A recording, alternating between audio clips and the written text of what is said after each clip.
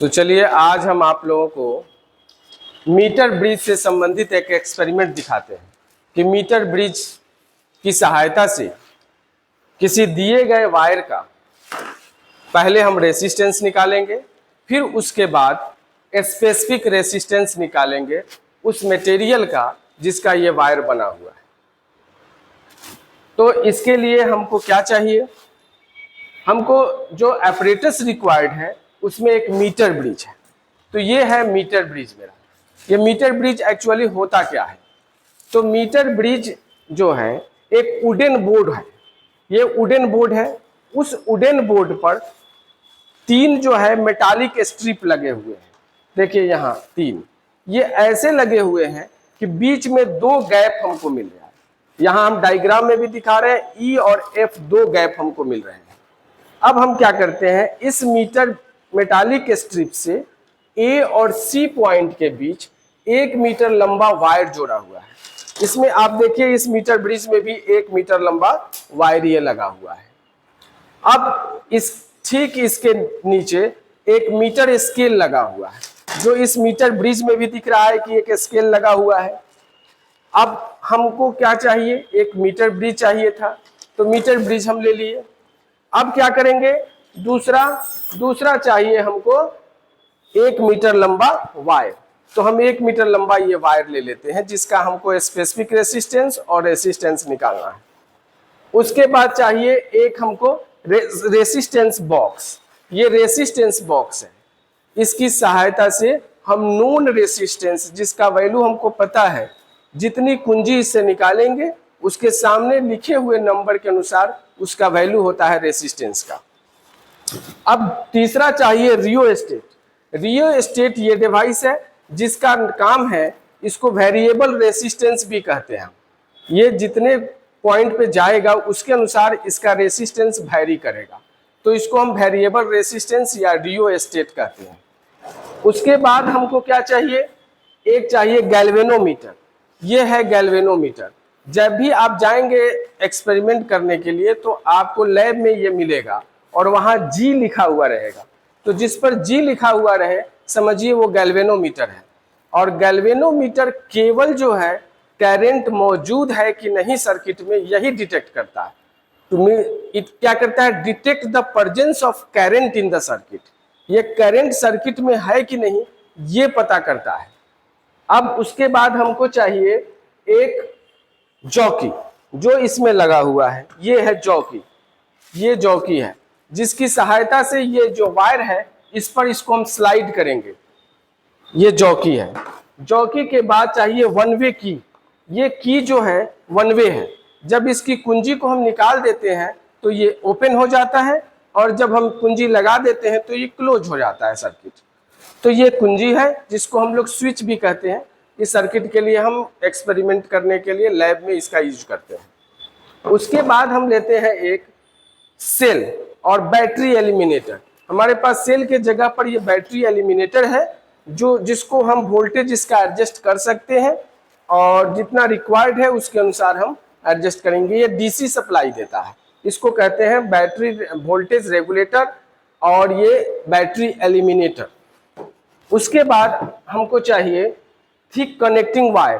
Connecting wire के जगह पर हम इसका इस्तेमाल करेंगे, ठीक है। उसके बाद चाहिए हमको सैंड पेपर। ये सैंड पेपर है। सैंड पेपर एक्चुअली किस लिए चाहिए, तो सैंड पेपर की सहायता से जो हम वायर कनेक्ट करेंगे उस वायर पे जो कार्बन या बाकी चीज लगे हुए हैं उसको इरेज करने के लिए हम सैंड पेपर का यूज करते हैं, और ये है सैंड पेपर। अब सैंड पेपर के बाद हमको चाहिए एक स्क्रू गेज। स्क्रू गेज का काम क्या है, ये है स्क्रू गेज। स्क्रू गेज का काम है कि इस वायर का जिसका हमको रेसिस्टेंस निकालना है या स्पेसिफिक रेसिस्टेंस निकालना है, इसके डायमीटर को हम इसे मेजर करते हैं, और डायमीटर को मेजर करेंगे जिससे रेडियस पता चल जाएगा, और रेडियस पता चल जाएगा तो ये वायर का हम एरिया ऑफ क्रॉस सेक्शन निकाल लेंगे।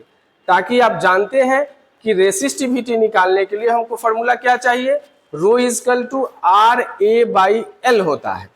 तो एल हो गया लेंथ ऑफ वायर, ए हो गया area of cross section of the wire, और आर जो अननोन रेसिस्टेंस है यहाँ हम एस से डिनोट किए हैं।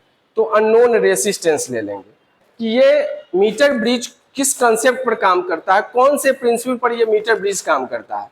तो मीटर ब्रिज काम करता है व्हीटस्टोन ब्रिज के प्रिंसिपल। व्हीटस्टोन ब्रिज आप ऑलरेडी अवगत होंगे, जानते होंगे व्हीटस्टोन ब्रिज क्या होता है। इसमें 4 रेसिस्टेंस लगे होते हैं और बीच में एक गैल्वेनोमीटर लगा होता है।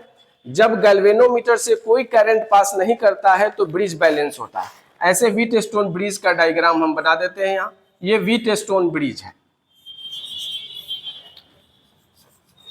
और इसमें एक गैल्वेनोमीटर लगा रहता है। ये PQRS,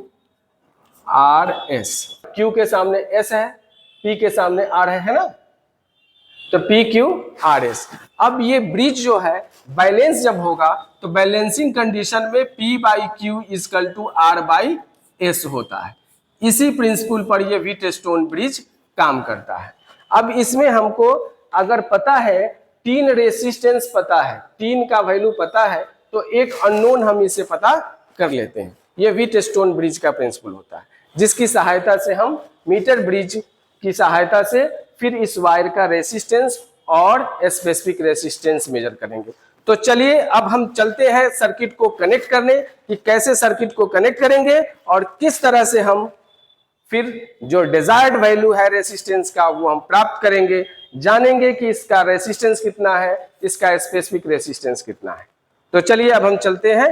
चलो बच्चों, अब हम क्या करते हैं, अब एक्सपेरिमेंट को देखते हैं, कनेक्शन करते हैं और मीटर ब्रिज की सहायता से इस वायर का पहले रेसिस्टेंस मेजर करेंगे, फिर स्पेसिफिक रेसिस्टेंस मेजर करेंगे। तो सबसे पहले हम एक स्क्रू गेज जो लिए, इसको हॉरिजॉन्टल वर्टिकली वायर लिए और वर्टिकल लेकर के हम इस वायर का डायमीटर मेजर कर लिए। तो वर्टिकल डायमीटर मेजर कर लिए। देखो यहाँ पे हम स्क्रू गेज में इसको डाले और एक बार जब नॉक की आवाज आ गए फिर स्क्रू गेज का रीडिंग लिखे। लिखो, देखो कितना है और लिखो 0.3। ठीक, 0.3। अब इसका हॉरिजॉन्टली लेते हैं हम इस वायर को, अब ऐसे ले लेंगे हॉरिजॉन्टल।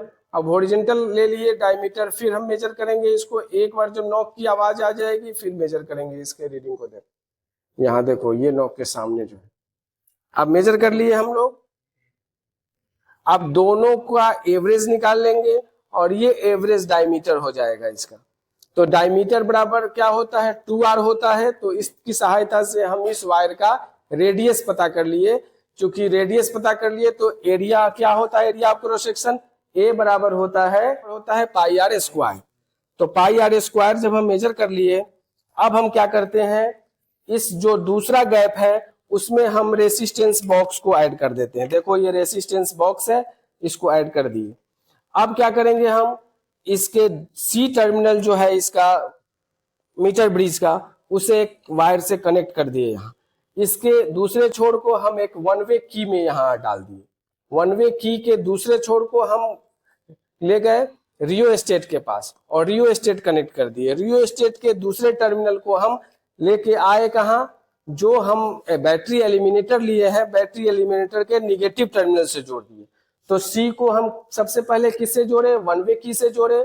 वन वे की को रियोस्टेट से जोड़े, रियोस्टेट को फिर हम निगेटिव टर्मिनल से जोड़ दिए। अब हम क्या करते हैं, दूसरा छोर जो है A, उसको हम पॉजिटिव टर्मिनल से जोड़ देते हैं बैटरी एलिमिनेटर के। अब जोड़ने के बाद हम क्या करते हैं, एक गैल्वेनोमीटर लेते हैं, उस गैल्वेनोमीटर को हम कनेक्ट करते हैं। ये बीच वाला जो पोर्शन है B, उससे हम एक कनेक्ट कर दिए गैल्वेनोमीटर को, और गैल्वेनोमीटर से हम एक कनेक्ट कर लिए जॉकी को। अब देखते हैं क्या होता है। सबसे पहले ये सारे की क्लोज है यहाँ, मतलब ये रेसिस्टेंस अभी नहीं लिए हम। अब इसमें से हम 2 ओम का रेसिस्टेंस एक निकाल लेते हैं और निकालने के बाद देखते हैं कि क्या होता है। यहाँ से हम इसको ऑन कर चुके हैं, अब वोल्टेज और करंट सेट कर चुके हैं। अब आते हैं हम लोग इस वायर पे स्लाइड करते हैं। तो देखो यहाँ पे जब कर रहे हैं तो ये लेफ्ट की तरफ इसका इंडिकेटर जा रहा है। किधर जा रहा है, लेफ्ट की तरफ। और इधर जब आएंगे तो राइट की तरफ हो रहा है, देख रहे हैं। अब इस दोनों पॉइंट के बीच में हमको ये गैल्वेनोमीटर का डिफ्लेक्शन 0 दिखेगा। तो देखते हैं कहाँ मिलता है 0। सबसे पहले अब देखो यहाँ पे 0 मिल गया, तो अब लिखो R का वैल्यू लिखो 2 ओम, R का वैल्यू 2 ओम और L का वैल्यू लिखो 37, L का वैल्यू 37। अब क्या करते हैं, फिर से हम 2 ओम और निकाल लेते हैं, तो एक और रेसिस्टेंस जब हम निकाल लिए तो अब रेसिस्टेंस R का वैल्यू लिखो 4 ओम।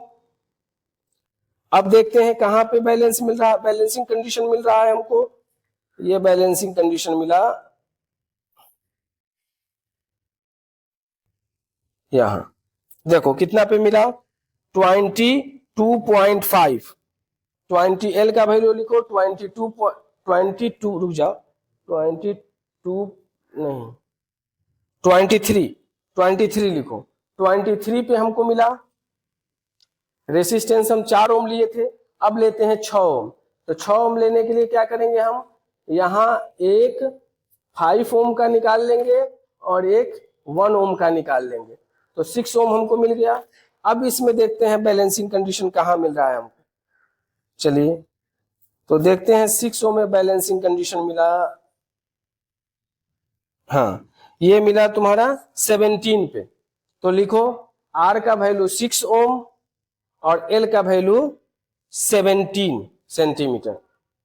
अब हम लेते हैं चौथे ऑब्जर्वेशन की तरफ चलते हैं, तो 8 निकालना है हमको, तो 5 और 3 8 हो जाएगा, देखो यहाँ 8 ओम निकल गया। अब देखते हैं बैलेंसिंग कंडीशन कहाँ मिलता है, L का वैल्यू 8 पे मिल रहा है हमको 13.5, L का वैल्यू 8 और ये लिखो 13.5। अब हम आते हैं 10 ओम, तीसरा लेते हैं 10 ओम की तरफ। अब दो हम लोग सिंपली एक 10 ओम का निकाल लेंगे, तो अब बैलेंसिंग कंडीशन इस तरह से हम पता करेंगे 10 ओम, तो R का वैल्यू लिखो 10 ओम और ये देखो कहाँ मिल रहा है हमको, ये मिला 11 सेंटीमीटर, L का वैल्यू 11 सेंटीमीटर। इस तरह से ये हम 5 ऑब्जर्वेशन कर लिए और जानते हैं कि resistance is directly proportional to length होता है। तो अभी जो हम बताए आपको थ्योरी में, उसमें ये बताए कि नोन रेसिस्टेंस को R मान लिए, अननोन को S मान लिए, अननोन के नीचे वाला जो L का पोर्शन है उसको हम Q मान लिए और इसको P मान लिए। मतलब हम ले रहे हैं लेंथ लेफ्ट से, तो इसका मतलब L directly proportional to Q, तो Q is directly proportional to L लिखो, Q is directly proportional to L। और दूसरे पार्ट में लिखो P is directly proportional to, अब जो रेस्ट बच गया वो 100 सेंटीमीटर है, तो 100 माइनस L, 100 माइनस L। अब ये लिख लिए, इस तरह से पांचों में रेसिस्टेंस का वैल्यू हम मेजर कर लिए। अब रेसिस्टेंस का वैल्यू मेजर जब कर लिए, तो अब हम क्या करेंगे, मीन रेसिस्टेंस निकाल लेंगे और जो S आएगा वो मीन रेसिस्टेंस होगा, ठीक है। अब S का वैल्यू पता है हमको, हम निकाल चुके। अब क्या करेंगे, स्पेसिफिक रेसिस्टेंस निकालना है, तो स्पेसिफिक रेसिस्टेंस का फॉर्मूला होता है रो इज इक्वल टू RA/L, तो R के जगह पर यहाँ S लिए हैं अननोन रेसिस्टेंस का, तो S का वैल्यू हमको पता है। यहाँ area of cross section screw gauge की सहायता से जब रेडियस निकाले थे तो उसे एरिया ऑफ क्रॉस सेक्शन निकाले हुए हैं यहाँ, और लंबाई तो पता ही है कितना लंबा वायर लिए हैं, 1 मीटर लिए हैं, तो 100 सेंटीमीटर लिए हैं। तो इस तरह से हम क्या करेंगे, इसका स्पेसिफिक रेसिस्टेंस मेजर कर लेंगे। Thank you.